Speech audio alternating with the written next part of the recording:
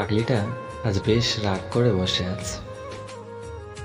কারণটা তুচ্ছ, আমি গান গাইতে পারি না, অথচ সে খুব জোর করেছিল। অভিমানী মুখটা ফুলিয়ে চোখ নামিয়ে বসে আছে।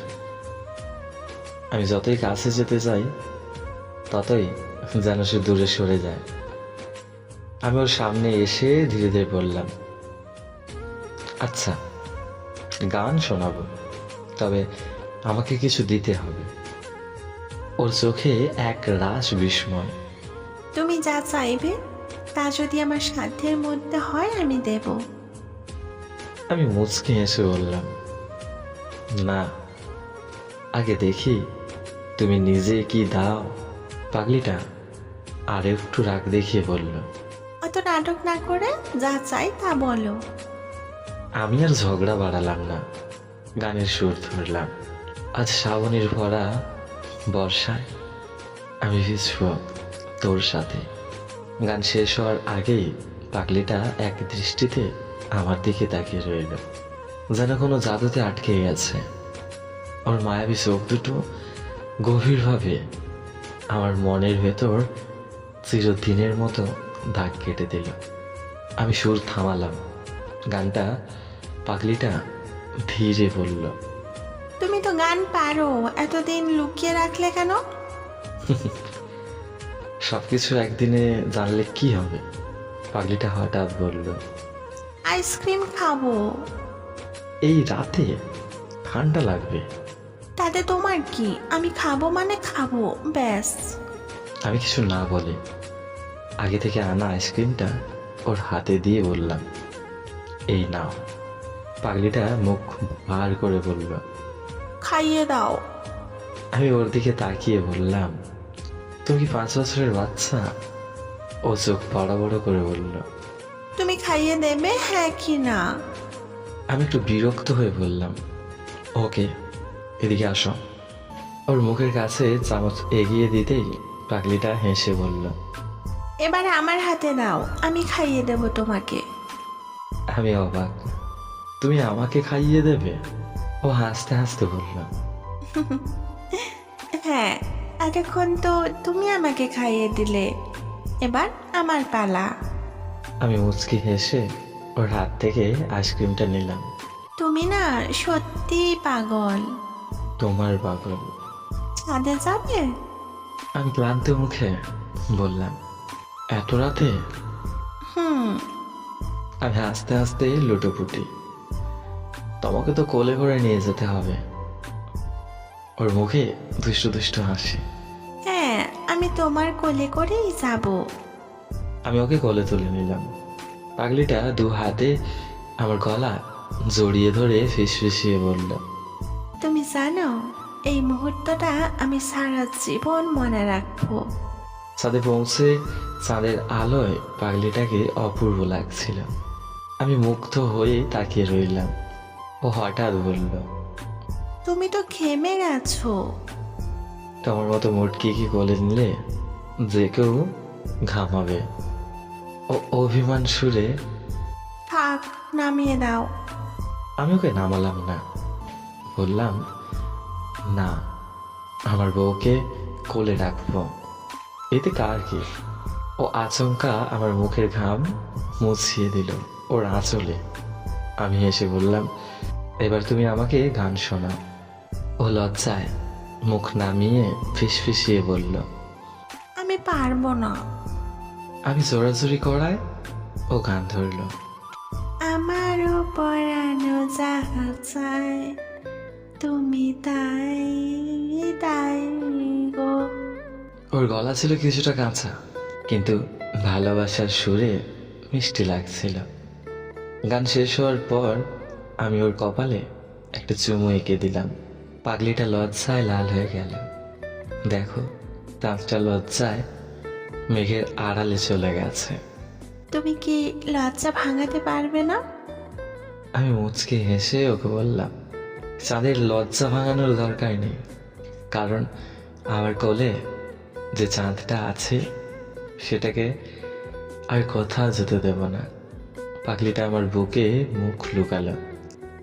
সেই রাত যেন সময়ের বন্ধন ভুলে এক টুকরো স্বপ্ন হয়ে রইল। সেহরির আগে আমরা ছাদ থেকে ঘরে ফিরলাম। পাগলিটা বলল, তুমি আজ সবাই ঘুমাবে। আমি অবাক হয়ে বললাম, কেন? আমার ইচ্ছে তাই। আমি ওকে টেনে জড়িয়ে ধরে বললাম, তোমার ইচ্ছা আমারও ইচ্ছা। ও হাসল, তারপর বাচ্চাদের মতো আমার বুক জড়িয়ে ঘুমিয়ে পড়ল। আমি ওর শান্ত মুখটার দিকে তাকিয়ে ভাবলাম, আমার জীবনের সবচেয়ে মধুর প্রাপ্তি এই পাগলিটা। সে আমার চাঁদ, আমার গান, আমার জীবনের প্রতিটা রং। পরের দিন সকাল, ঘুম ভাঙতেই দেখি পাগলিটা চুপচাপ জানলার পাশে দাঁড়িয়ে আছে। সূর্যের আলো ওর চুলের উপর পড়ে একটা সোনালি আভা তৈরি করছে।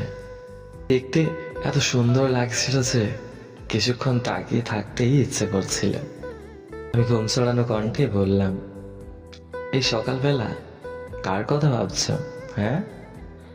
এটা ঘুরে আমার দিকে তাকালো, চোখে এক রাস দুষ্টুমি নিয়ে বলল, তোমার কথা। আমি মুচকি হেসে বললাম, তুমি তো ভালো মিথ্যে বলতে শিখলে কথা থেকে। ও আমার দেখে এগিয়ে এসে গম্ভীর মুখ করে বলল, তাহলে শোনো, আজ থেকে আমি কিছু বলবো না, তুমি যা বুঝবে তাই। আমি ওর হাত ধরে টেনে বিছানায় বসিয়ে বললাম, তোমার চুপ থাকার শান্তি আমি সহ্য করতে পারি না। ও হঠাৎ হেসে উঠল। তুমি কি সবসময় এমনই নাটকে ছিলে নাকি আমার জন্য এমন হয়েছো? আমি ওকে টেনে নিলাম। আমার জন্যই তো আমি এত নাটকে হয়েছি। ভালোবাসার মানুষের ভেতরের পাগলামি বের করে আনে। ও হেসে উঠল। তাহলে পাগলামি করো, আমি দেখতে চাই। আমি হঠাৎ ওকে কোলে তুলে নিলাম। ও চমকে উঠল। তুমি ঠিক আছো তো?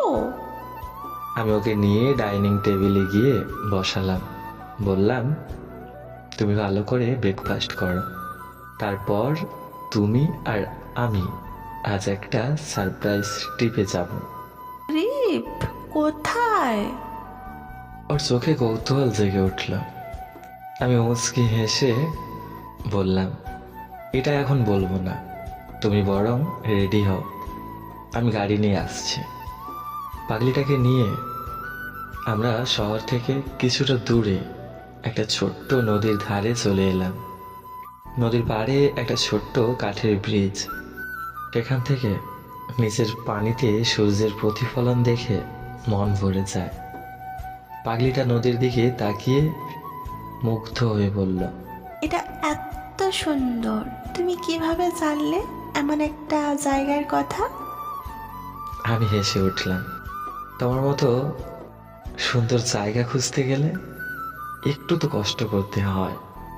ও আমার দিকে তাকিয়ে হাসলো, হঠাৎ বলে উঠল, তোমায় একটা কথা বলবো? আমি জিজ্ঞেস করলাম, হ্যাঁ বলো। ও কিছুক্ষণ চুপ করে রইল, তারপর বলল, তুমি জানো, আমি খুব ভয় পেতাম। ভয় পেতাম যে আমি কখনো কারোর কাছে এতটা স্পেশাল হব না, কিন্তু এখন আমার আর কোনো ভয় নেই। তুমি আমাকে এতটা আপন করে নিয়েছো যে সব কিছু ঠিকঠাক মনে হয়। আমি পাগলিটার হাত ধরে বললাম, তুমি জানো, আমিও অনেক ভেবেছিলাম আমার জীবনে যদি এমন কেউ আসে যে আমাকে অসম্ভব ভালোবাসবে, তবে আমি তাকে আমার সর্বস্ব দিয়ে ওকে আগলে রাখবো। আর তুমি এলে। ওর চোখ ভিজে উঠল। হঠাৎ ও বলল, তুমি একটু সরো। আমি অবাক হয়ে বললাম, কেন? ও হেসে উঠল। তুমি সবসময় সিরিয়াস কথা বলো, আমি এখন একটু দৌড়ে নদীর ধারে যাব। আমি কিছু বলার আগে ও ছুটে গিয়ে নদীর ধারে দাঁড়ালো। হঠাৎ করে পা পিছলে প্রায় পড়ে যাচ্ছিল। আমি ছুটে গিয়ে ওকে ধরে ফেললাম। ওর গলা জড়িয়ে ধরে বললাম, তোমার এই দুষ্টুমি আমার হার্ট অ্যাটাক করিয়ে দেবে একদিন। ও লজ্জায় মুখ নামিয়ে বলল। সরি। আমি ওর কপালে চুমু খেয়ে বললাম, সরি বলবে না? তুমি যখনই সমস্যায় পড়বে আমি তোমার পাশে থাকবো। ও হেসে বলল। তুমি কেন এত ভালো? আমি ওর চোখের দিকে তাকিয়ে বললাম, কারণ আমার ভালোবাসা তুমি। দিনটা বেশ সুন্দর কাটছিল, কিন্তু সন্ধ্যায় হঠাৎ একটা ফোন এলো। ফোনটা ধরে পাগলিটা চুপ করে রইল। আমি কিছু বুঝে ওঠার আগেই ও বলল। আমি একটু বাইরে যাচ্ছি। আমি অবাক হয়ে বললাম, কোথায় যাচ্ছ? ও শুধু এটাই বলল। একজন পুরনো পরিচিত এসেছে, ওর সঙ্গে একটু কথা বলবো। ওর মুখে অস্বস্তি দেখতে পেলাম। আমি কিছু না বলে মাথা নাড়ালাম।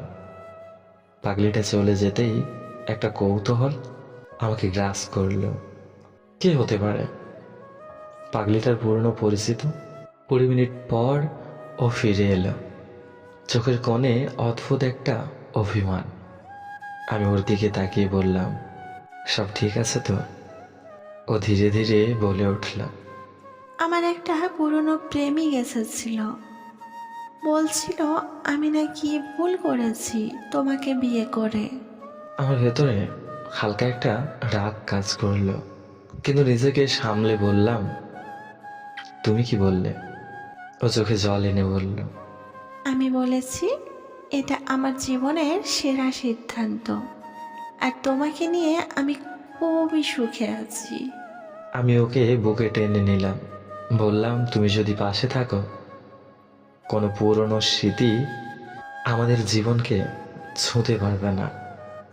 সেদিন রাতে পাগলিটা বাচ্চাদের মতো আমাকে জড়িয়ে ধরে ঘুমিয়ে পড়ল। আমি ভাবছিলাম জীবনে কত বাধাই তো আসবে, কিন্তু আমাদের ভালোবাসার বাঁধন কখনো আলগা হবে না। আর এইভাবেই চলতে থাকবে আমাদের জীবনটা। শোভনপুরা, আমাদের গল্পটা যদি আপনাদের কাছে ভালো লাগে, আমাদের চ্যানেলটি সাবস্ক্রাইব করুন, পাশে থাকা বেল আইকনের অল ঘন্টিটা বাজিয়ে দিন। আর হ্যাঁ, একটা লাইক করে কমেন্টে জানিয়ে যাবেন কেমন লাগলো। আপনাদের একটা একটা কমেন্ট ফেলে আমরা মোটিভ হই নতুন নতুন গল্প বানানোর জন্য। ধন্যবাদ।